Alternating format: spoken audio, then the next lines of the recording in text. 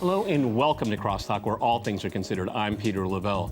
Putin tells the U.S. to come back to earth, challenging Washington's unipolar ambitions. Also calls to end the illegal war against Yemen and why arming the Kiev regime is a recipe for disaster, as well as the return to trade wars.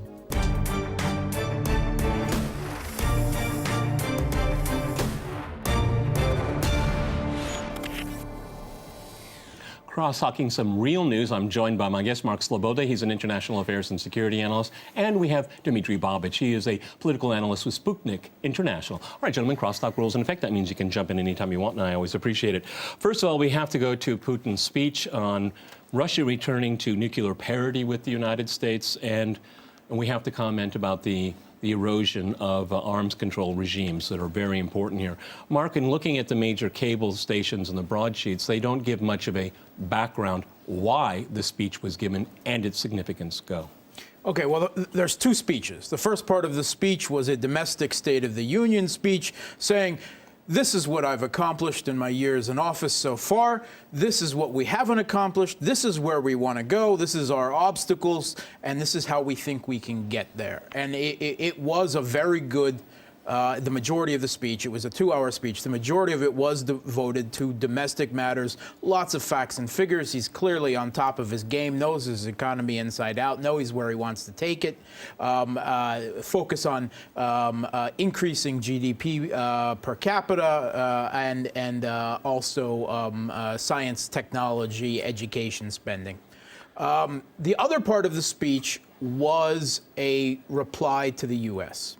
It was a reply to two things. One, the U.S. unilaterally pulling out of the anti-ballistic missile treaty that was the bedrock of the nuclear parity global strategy of MAD, mutually assured destruction.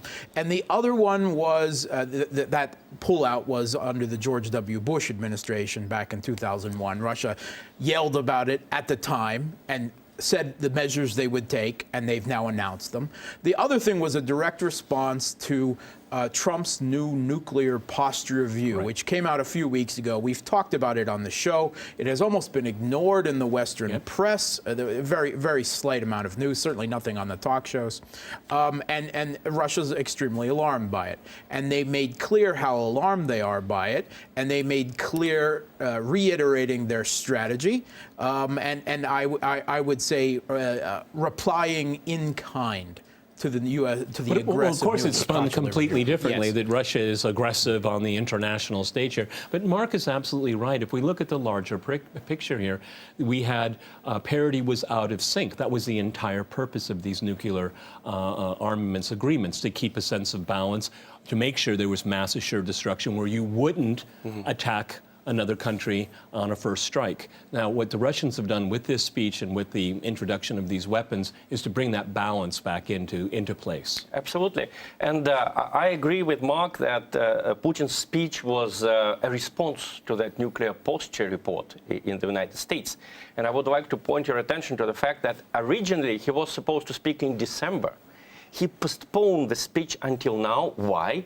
Because it was a response to nuclear posture digested the report. nuclear posture, right. And maybe I will disagree a little bit on nuclear parity. Russia is not seeking to have the same amount of nuclear weapons or conventional weapons as the Western nations. Parity in the sense where you discourage the possibility of any kind of nuclear exchange. The aim is not even to be able to annihilate the enemy completely. The aim is to have enough capability to inflict an unbearable damage, a dissuading damage. That's why Putin said that, showing all of these new weapons, Sarmat and the underwater drone, he says that we're not going to produce a lot of them. The aim is to have weapons that can overcome the American ABM defense, what it is and that can inflict the damage. But Mark, it's deterrence. It's all about deterrence, and that's what all of these weapon systems are all about. I mean, again, it's spun in a very naive, simplistic way, but these are all defensive measures. Of course they are. I mean, defensive measures to get past the U.S. anti-ballistic missile shield, which Russia's worried about because of first strike capability, which U.S. geopolitical thinkers have been salivating at the thought and openly voicing that they now thought that they were getting near to a first strike capability. And he's not just replying to the pulling out of the treaty, he's replying to the deployment of anti-ballistic missile shield sections in Poland, in Romania, Alaska, California, South Korea. In the sea. Yeah, he highlighted some 31 destroyers, a number of cruise ships that form part of the Well, Mark, Aegis is it going system to at work? sea. Is it going to work? Oh, is Russia's reply going to work? Oh, yes, of course. The reason why, this is a key to the new arms race. And for those who haven't been paying attention, Russia didn't start the new arms race. The new arms race has already been going on for 2 decades because of the U.S. pulling out of it. All the major powers, Russia, China, India, the EU, the U.S., have all been developing hypersonic weapons, underwater drones, all of these things. But it is much, much cheaper, easier to build and deploy missiles that can evade missile defense than to create new missile defense that can counter those weapons. Just a lot of warheads does not resolve the problem. What we need are smart warheads. And I think, paradoxically, it was a conservative speech. Putin wants the world to return to the safety, to the period of safety. Or, as he said, the U.S. has to come back to Earth. Absolutely. And he mentioned it in an interview that the United States actually destroyed the arms control system when they went out of the anti-ballistic missile treaty signed in 1972. The whole idea of the treaty was, it's a very American idea, you know, 2 cowboys are facing each other with pistols. None of them has a bulletproof vest, so they won't start shooting because each of them understands it's going to be death for him, right? See, the importance of ABM, the Anti-Ballistic Missile Treaty, Mark, is that it was the foundation for all the other nuclear agreements, okay? The one that we have one as the New START agreement. But this is one of the things that was Putin didn't mention in his speech. He did reach out, made it very clear to sit down, I mean, obviously with the United States here, to negotiate a new generation of agreements. That's very important, something that wasn't mentioned by the mainstream. That's very important. The Anti-Ballistic Missile Treaty was the foundation upon which these other agreements were built. Now, one of the reasons for Putin's announcement, and this is a direct successor to Putin's 2007 Munich speech, a speech that, in order to understand modern geopolitics, I think everyone needs to read. He warned of the consequences then. He's now warning what we've done and where we're at now. And both of these 2 major treaties, arms control treaties, the Intermediate Range Nuclear Forces and the New START Treaty, are due to expire in just the next few years, right? All right, one in 2019 and the other one in 2021. So he's actually making a plea here. Sit down at the table. He said directly, you did not hear us then. Well, listen to us now. Before it's too late. Before it's too late. All right, let's change gears here, gentlemen. I made a promise to our viewers here that we would keep an eye on what's going on in Yemen, a grossly unreported story in Western media. Dima, we have a move in the U.S. Senate to call the White House to stop its involvement in the war against Yemen that's led by Saudi Arabia. This is something that we talked about last week about the authorization of military force. Is it going to go anywhere? I'm afraid the carnage is going to continue. And it's just unthinkable. You know, all the Western media is talking about East Ghouta, where you have, maybe a few dozens of thousands of people. In Yemen, you have 27 million people, and 16 million out of them have no access to potable water and insufficient food supplies.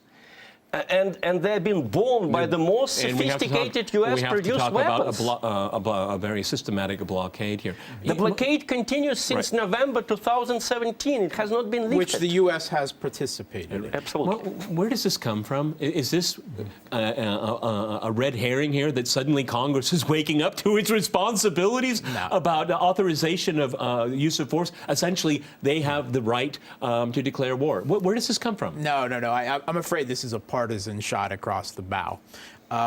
First of all, Obama started this war as He allowed it to happen. Yeah. Well, no, he participated in it, and Saudi Arabia never would have launched the war without U.S. permission and help. Right, and constant arms supply and refueling in the air, and C4ISR, intelligence, special forces on the ground, drones, everything. U.S. has been knee-deep in this. They're not just supporting, they're an active military participant. That was started by Obama. No one objected then. No one objected to Obama's proxy war in Syria. No one objected to his destruction of Libya, right? Now Trump comes along, continues. At this point, he's only continued what Obama has done. And suddenly, Bernie Sanders finds the courage with another Republican, Mike Lee, to stand forward and say, oh, we just remembered that we have a congressional powers to declare war over the executive branch. It's a shame you couldn't remember that just last 2 weeks ago with the authorization of military They're telling the world force. that they have some kind of conscience, but it won't have any impact on policy. You know why they suddenly discovered this conscience? Because The Guardian suddenly reported that the Saudis are targeting potable water supplies. They are targeting schools and sometimes even diplomatic They've been reporting that offices, all along. Yeah, but it's interesting. We have the Crown. RT reported it before The Guardian, but before The Guardian reported it, there were no pleas like that. We're always it was all fake news. It was all disinformation from Russia. I compliment RT for keeping an eye on there. 20 seconds, Mark. Finish up on Yemen. Yeah, I'm afraid that this resolution isn't going to change anything. The war there is a quagmire. Saudi's knee-deep in it. Yemen was already the poorest country in the world, but Saudi Arabia, one of the world's now highest military spenders, armed by the U.S. and all the other Western powers, can't defeat Well, it's the interesting. Yemenis The Crown people. Prince is due to be in the United States on the 18th. I wonder how much Western media will cover the Yemen war when the Crown Prince is in Washington. We're going to go to a short break, gentlemen. After that short break, we'll continue our discussion on some real news. Stay with RT.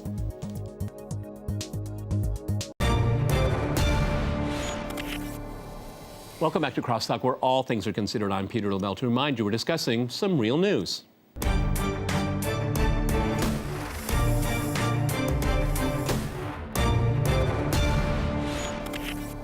Okay, Damien, let me go to you. As I promised our viewers, not only would we keep an eye on Yemen, we're going to keep an eye on Ukraine, because Ukraine is going to be very much in the spotlight this year. We have anti-tank missiles being sold to the Ukrainians by the Americans.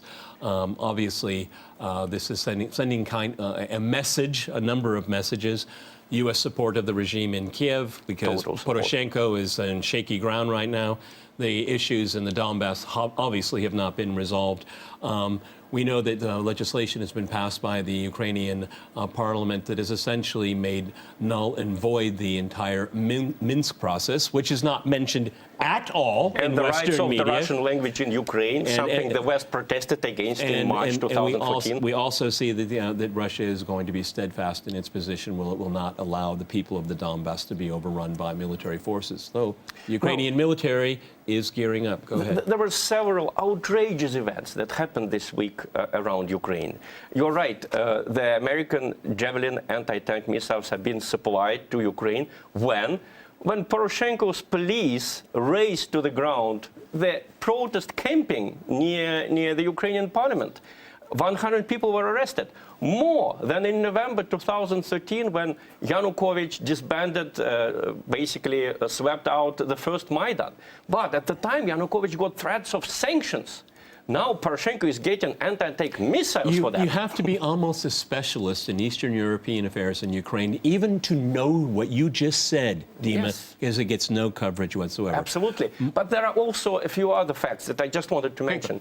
The American negotiator on Ukraine, Kurt Volker, suggested to disband Donetsk People's Republic and Lugansk People's Republic. He forgot to mention that these entities would have never sprung up if it hadn't been for the U.S.-supported regime change in Ukraine in 2014. So it's the same story as in for example, Syria. Why is there ISIS? Because you supported the civil war against Assad. Why is there ISIS in Iraq? Because you invaded in 2003. If it hadn't been for the U.S. invasion in 2003, the Al-Qaeda and ISIS would have stayed in Afghanistan. And in Afghanistan, they were because you supported the Afghan Mujahideen against I'm glad you the mentioned Soviets. that, Mark. I don't want to talk about it in length because we'll do it later. But the Iraqi parliament passed a resolution that they want all foreign troops out of their country. Again, hardly any mention in the media whatsoever. Let's stay with Ukraine here. What's going on, Mark? What's the gambit? All right, so these weapons, we're talking 37 launch unit, Javelin launch units, 210, are not going to change the balance of power in Donbass. As Obama, one thing he rightly noted was that if we give weapons to the regime in Ukraine that we back, well, then Russia will just give an equivalent to achieve a new parity to the people in Donbass. So what's the they signal, always have what's escalation the signal that's being primacy. Sent by the Trump administration? This is, first of all, it's a shot domestically against critics that Trump isn't hard enough on Russia. So he's trying to shore up his domestic base all the time with this. At the second time, the neocons know that this is a political signal to the Kiev regime. Now, the West has been arming the Kiev regime all along. Since the Maidan Putsch first happened in 2014. But it's usually been with Eastern European weapons left over from the Warsaw Pact stuff that the Ukrainians actually know how to use, right? Have supply chains, logistics, and can fix them and so on. These weapons aren't going to change any type of military balance, but they're a political signal to Poroshenko that the U.S. has got his back for possible a renewal of military action against Donbass and for ripping up the Minsk agreement, which has quietly gone away, and it's pretty much been acknowledged that it would lead to the collapse of the Putsch regime, to enact it and fulfill the political measures of actually sitting down with the leaders of the people in Donbass. Again, if you take South Korea, you take Syria, and you take Ukraine, the last thing the West and its allies want is peace. Go ahead, Dima. Well, the problem is that the West has been emboldening Poroshenko, and now Poroshenko is getting dangerous for them. He now has a bad gas conflict with Russia, the so-called Stockholm court ruling, which forces Gazprom to pay $2.56 billion to Ukraine, an absolutely outrageous, ruling, because Russia has been supplying this gas. Ukraine has been using it. So now Poroshenko says that if he doesn't get the money, he's going to arrest Nord Stream and stop all supplies via Nord Stream. That's certainly going to make the Germans happy. Okay, the law of unintended consequences always happens. Ruder and ruder, and Germans have no one but themselves to blame for that, because Germany and France, whatever their leaders say, have been supporting this regime all along. They helped Maidan regime to be installed more than the United States. See, all of this talk about the Maidan regime and that there's fascists in Ukraine is just Russian propaganda. Except that you might notice that The Guardian finally noticed this week that the Ukrainian members of the Banderite fascist Azov battalion, now affiliated with the police as an alternate law enforcement body on the streets of Kiev. They are now in London. We might ask, what are they doing in London? Well, they're recruiting neo-Nazis on the streets of the UK. Geez, where's Antifa when you need them? Where's Antifa when you need them? Actual fascists, right? Okay. Yeah. We had so much to cover here, gentlemen. Donald Trump says that trade wars are good and you can win them. Trade wars have a long history of ending up in a shooting war. And this is something that's very, very serious. I have to compliment Mark. The day before Trump was elected and after Trump, you said that this president and presidency would destroy relationships with U.S. allies, with Europe allies. And other U.S. allies. Yeah, and Trump has already started the trade wars, right? He's already put high tariffs on solar panels and washing machines from China. He's making these moves now. He's putting a 25% tariff on steel, 10% on aluminum, and this is ironically not aimed primarily at China. China's the biggest supplier of steel in the world. It has excess capacity. Huge capacity. It makes as much steel basically as the rest of the world put together, right? And it exports most of it. The U.S. is the biggest consumer of steel in the world, which it makes a lot of steel, but it consumes far more than it builds itself. But the U.S. only gets 2% of its steel from China. Obama already put quotas and restrictions on it can get to China. This is a shot not at China. This is a shot at Canada, Germany, Brazil, South Korea, Germany. These are the big countries that supply steel and aluminum to the United States. And there's so many unintended consequences with this, because if he cuts steel in an vain effort to try to increase the steel industry in the U.S., it's going to raise consumer prices in the U.S. because now they have to import or buy more expensive domestic steel, which will unemploy right? auto factory workers. So when in you the get your US tax return, you're yeah. gonna the middle class is going to have to use that tax return to pay for steel. And okay? you're going to lose far more jobs from manufacturing jobs in the U.S. than you would gain from steel plant jobs. The thing is that there's going to be a lot of retaliation, okay? And once you start this, there's no way to know how it's going to end but here. What I especially liked was the reaction of the mainstream press to that. Their usual mantra is that this is all Trump's initiative. This is his madness. The New York Times wrote that Trump didn't listen to his Treasury Secretary Steven Mnuchin and just picked up every fight he could. Well, I mean, how different is Trump from the previous administration, which, driven by ideological reasons, picked up a trade fight with Russia? I mean, can anyone explain to me what is the purpose of all of these sanctions that the United States, the EU, and Russia impose on each other? None of them have changed the situation in Donbass. It's just beating their chest here. One thing I think we have to tell our viewers here is that I think a lot of this is it's really the fruition of an entire trade policy the United States has had since the end of the Second World War. It made sweetheart trade deals with a lot of countries because of their geopolitical strategic value. We can mention all of Western Europe in the aftermath of the war, Japan, South Korea. Now these countries are major competitors of the United States here. I mean, this was an intentional policy to keep them on board in the Western camp under the hegemonic rule of the United States. Now it's coming back to haunt them. The roots of this are all the way back in Bretton Woods and the foundation of the European Union in steel and coal. And it's the logical consequences of the construction of a neoliberal economic order to consolidate a world behind U.S. opinion, except now it's leading to the destruction of a manufacturing production economy in the U.S. and the siphoning of wealth out of the West to the rest of the world. American allies are the engineers of economic growth, while the United States finds its relatively impoverished infrastructure. This is the logical conclusion of this policy. The European allies, like I said, are actually small game, right, when it comes to the steel industry, right? And I think Trump has got his eyes set on a trade war with China. Next will be labeling China a currency manipulator. But by picking this fight with the EU, they're actually fighting over the scraps. They're fighting over the scraps of the steel market well, it certainly gives the Europeans pause the thought. They're thinking about their own defense, their security. I think that's actually a good idea because they don't need to be subsidized by the American taxpayer anymore. We do need to point out, however, though, that the Europeans have already put in a lot of measures that subsidize and protect their own domestic steel industries. So I'm not sure who really started this chicken before the egg. Well, a lot of people asked me, especially in the 90s, why do we need multipolar world? Why can't it be just unipolar with the United States? Well, that's why, Do you think they would have allowed Japan and South Korea to develop their own car industries in the 60s and 70s if there had been no alternative polar, in the USSR?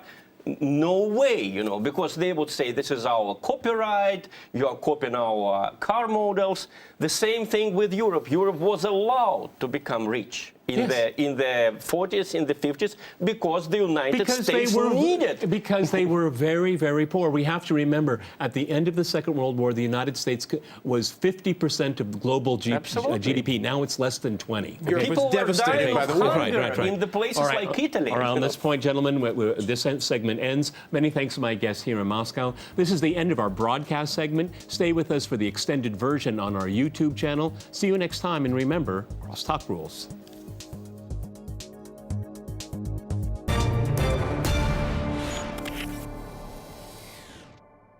Now for the extended version of our program, where we have political potpourri.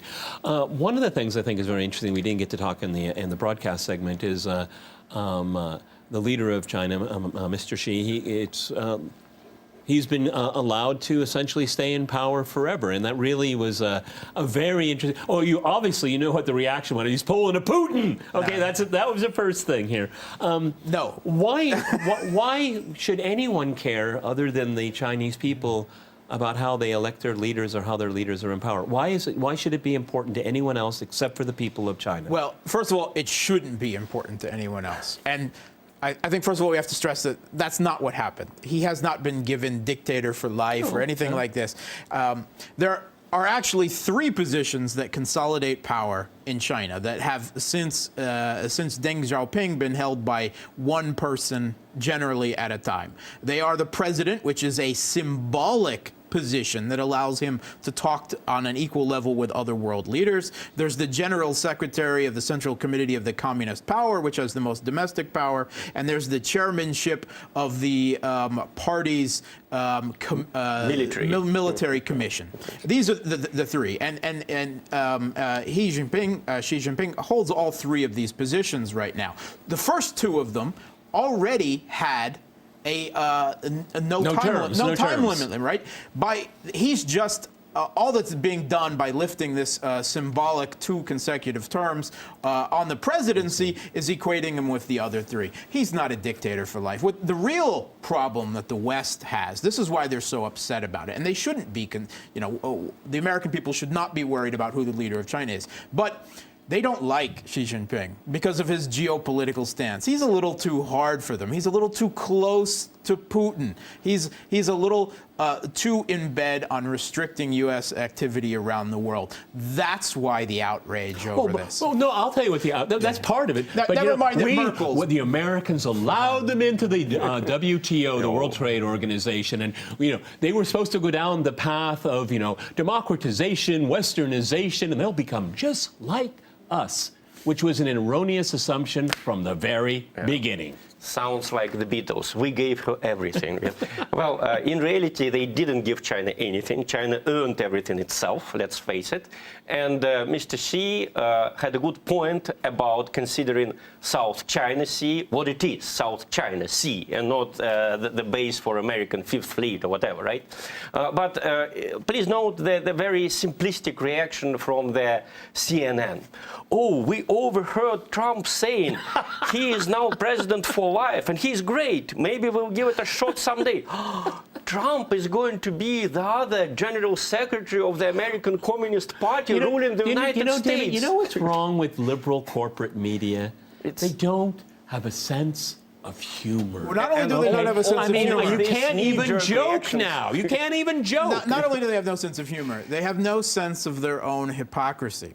Just over a year ago, the entire Western press was declaring Angela Merkel the new leader of the free world. Of course, that's gone nowhere, and Germany's mired in a grand coalition building trying to keep her in the chancellorship.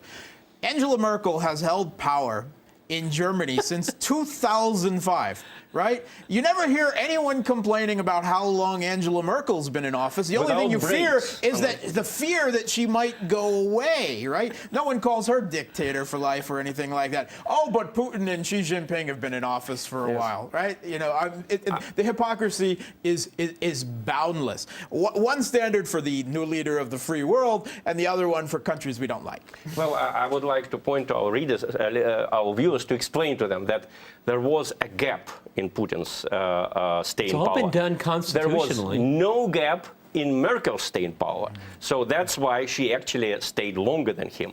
On this idea, I mean, this mechanical approach, people should be elected for 2 terms, not for 3. Why? Why? Well, I mean, take the situation between Russia and Ukraine. Who can improve it? Only a very strong, charismatic Ukrainian leader who would be able to tell the nation, we should make peace with them. I guarantee you that everything will be fine. the United States and the EU do not allow such a leader to appear in Ukraine, because he will need, yes, he will need 2 terms Well, of but power. then Yes, if he you will had someone like that, they would have their own power base, and they wouldn't be reliant on the Absolutely. Europeans and the Americans. Absolutely. They don't want they don't want a strong free agent in Ukraine. It's obvious. So this mechanical approach, only 2 terms in power, she must go, even though basically China made an official statement saying that she is not president for life. The new changes do not mean that he is irreplaceable. But the CNN is not only afraid that she will stay forever, they're afraid that Trump will be like another Chinese emperor. It's also a postmodernist thing here, okay? This is like what is it called?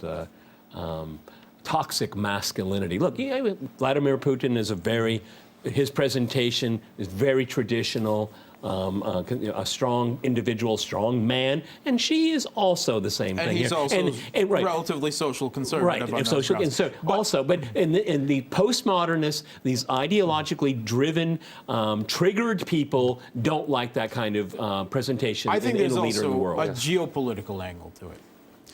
As with most things, I see a geopolitical angle. I think the Chinese political elite see the same thing that the Russian political elite do. We are in a geopolitical crux point, right? We're at make or break on all kinds of the new arms race and Cold War developing, these conflicts in Syria, in Ukraine, in the South China, potential conflict in the South China Sea, this problems with the world economy, the huge debt of the West. It's still trying to emerge out of recession, these potential trade wars. The political elites of these 2 countries see these things, and they want a strong, charismatic hand at the tiller for the next few years to guide them through what they know. These very turbulent waters. Right, and climate change, of course, is another one. The waters ahead are very rocky, and they want to hold on to a good thing for a few more years while they have it, because the water ahead looks like they got some rapids. Yep, Dima. Yeah. Well, maybe I'll pick up another thing here. Eastern Ghouta. In Syria. In Syria. There was a real... It's a suburb of Damascus. Absolutely. Which used to supply Damascus with vegetables and fruit in peaceful times. Now it is occupied by jihadis. The Syrian government is trying to drive them out using, surprise, surprise, artillery and aviation. And the Western press is just mad about it. They keep talking about bombardment. Well, So when the U.S. and its allies do it, it's okay. But when the sovereign government of Syria does it to liberate Mosul, a suburb of its Raqqa, own capital, Absolutely. it's somehow Yeah. different. Really, really. So there are moral bombs and immoral bombs. Absolutely. But let me quote here someone who, like The Guardian, cannot be even remotely suspected of being pro-Syrian, pro-government. That is the local representative of the Red Cross, Pavel Krysek, a Pole working in Damascus. He said in his interview that actually not a single person was allowed to leave East Ghouta since it was besieged 4 years ago. End of quote. So these freedom fighters sitting there, they keep people hostage. Isn't that clear from this statement? And I'm sorry, and the whole hysteria of the Western press around the action of the Syrian army, it reminds me, as a Russian citizen, of the attitude of Western press to the anti-terrorist operations in Russia. When the terrorists took the school in Beslan, when they took the theater in Moscow, what was the reaction of the Western press? You might get an impression it was not terrorists who took hostage, but it was Putin who took hostage. They were called dissidents, Dima. Yes. They were called dissidents. And of course, all the people were killed by the security forces who liberated the hostages.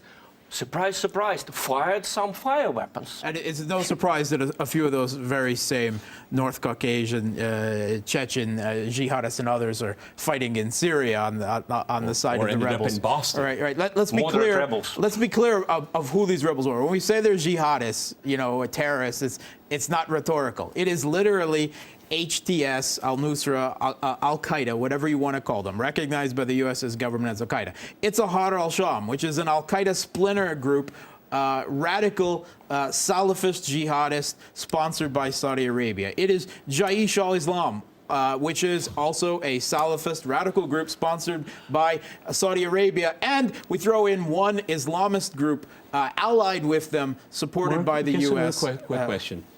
All of the groups you just mentioned, have you ever heard them mentioned on CNN and MSNBC? No, I've never heard them say. Maybe I don't watch it. I don't watch it religiously, so not CNN. No, but they, again, go back. These are like dissidents with Kalashnikovs. Okay, that's how they want to portray all them. of these bleeding heart humanitarian rights arguments now coming out about East Ghouta, just like they came out about East Aleppo. All right, we don't even need to go back as far as Grozny. The same thing was said about East Aleppo, and look at East Aleppo now. They've been cleared of jihadis. The people are returning. Christmas was celebrated in East Aleppo for the first time since they seized control of the eastern half of the city. And the same thing will happen in eastern Ghouta, despite all the baying of the regime change horns coming out of the neocons. There was a open call from academics in the New York Review of Books, literally calling to defy the UN Charter, then the Security Council, and enforce regime change on Damascus over this. They made it sound like that there was no violence at all, no military on the side of the jihadists. Bad imperial habits die hard. Okay, last word, Dima. I think we should all remember that while we're discussing Eastern Ghouta and the Western media is discussing it, every day in Yemen, 130 children die from malnutrition. And this is done by Saudi Arabia, the second biggest spender on arms in the world after the United States, and the biggest customer of U.S. weapons. What do you bet 60 Minutes on CBS will never tell the American people that? Go ahead. Last word. Back to the Putin's speech, his State of the Union speech, as it were. A quote about what it was about in response. The speech can be represented by one huge middle figure aimed at the U.S., Vasily Kashin at the Higher School of Economics said. They declared a new Cold War on us. We accept. We accept. On that note, gentlemen, that's the end of our extended version of our program. See you next week. And remember, CrossTalk rules.